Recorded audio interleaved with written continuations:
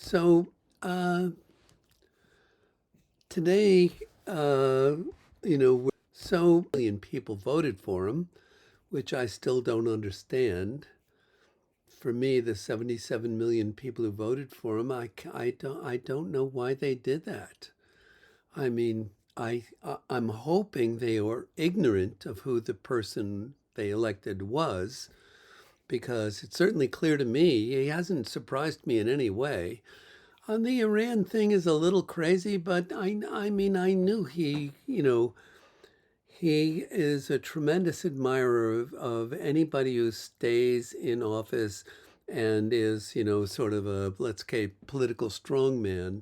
So I'm not surprised Netanyahu could talk him into this thing with Iran. I've said to my friends before, I think an intelligent, knowledgeable, articulate person could convince me that now is the time to. So, and a whole state putting its forces behind terrorism, that's a pretty terrible thing for the world.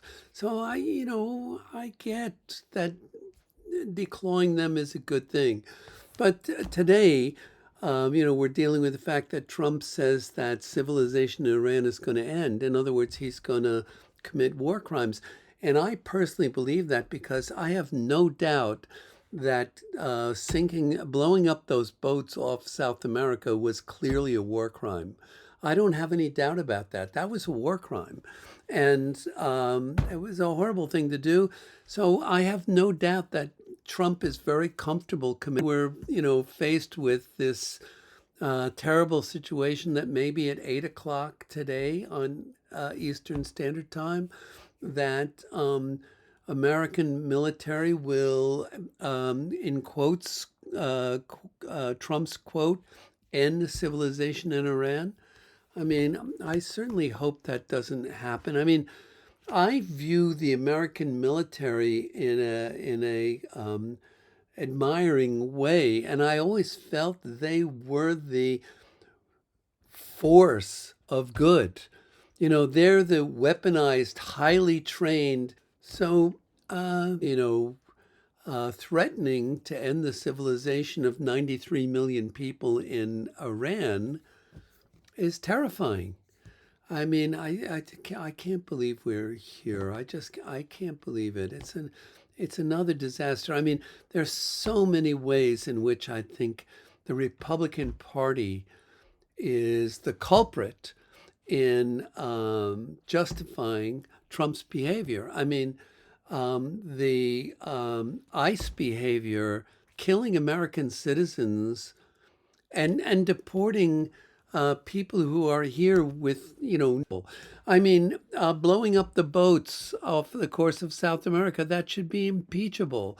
I mean, not executing the laws and funds passed by Congress, that should be impeachable. I mean, Hamilton's, I think it's Federalist Paper number 65, talks about the impeachment clause and the purpose of it. And the purpose of it is when the president abandons,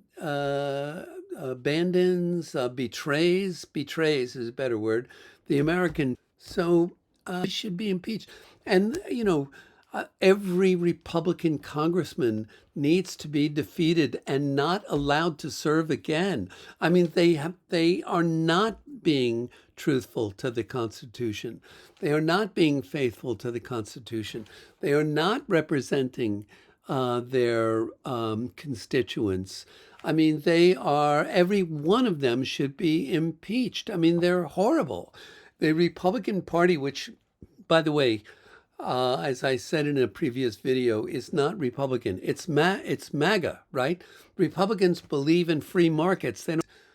That's what I always thought Republicans believed in. That's what I thought they believed in when I was Republican, and certainly not the MAGA stuff. I mean, MAGA stuff is traitorous. I have family members who I love and admire and respect, and I know are the most loving, kind people I know. I have a family member who puts himself out in extraordinary ways to help my family, to help, my nuclear family. And I mean, I think this person feels that they were a victim, and I think actually they were a victim. And I think that's what draws them to Trump, because Trump certainly paints himself as a victim. And I think he appeals to every American who feels they didn't get their just due. And maybe that's why I'm not a Trump fan, because I got more than my just to do. I got more than it. I mean, I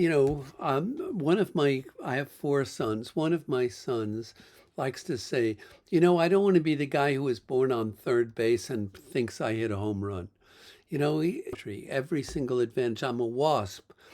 My father was um, successful and even locally famous. And I grew up in much better than average circumstances. I went to prep school. At the end, I had to put myself through college, but I did it. I put myself through college and also graduate school. And partly, I think because I was a WASP, I was able to do that. I was able to earn enough money. And I've been an incredibly lucky person. I've gotten all the advantages of all the biases that we're now correctly trying to fix. But they worked to my advantage, and I recognize that. I didn't get where I am by merit. I mean, I certainly worked hard. I certainly have worked very hard in my life, and I've always kind of understood how lucky I have been, and I've been extremely grateful for it. In fact, I think that's one of the things that attracted me to the Republican Party. The Republican Party was I viewed it as an elitist organization of people, and I have come to actually treasure that idea. So, like right now, I don't get why on the left you want to give gay people and transgender people and minorities and so forth equality. Why is that something on the left? That should be something on the right. That should be something Republicans are in favor. Republicans, after all, are the anti-slavery party, right? The Republican Party was formed to fight slavery, and so for the American citizen, to me, that's what Republicans should be about. It's certainly not what MAGA is about. America First, by the way, is completely backward. America was first when we had globalization. I mean, when we had free markets, America benefited amazingly from that. And I know because I was one of the benefactors, benefiters, not benefactors. So I don't get it. I don't get it. I mean, you sort of have to be ignorant and angry to think that America First actually puts America first. America First puts America last.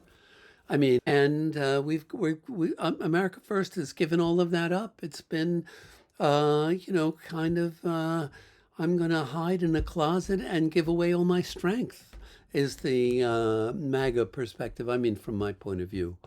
So I can't really do justice to MAGA because I don't get MAGA, because it makes no sense at all to me.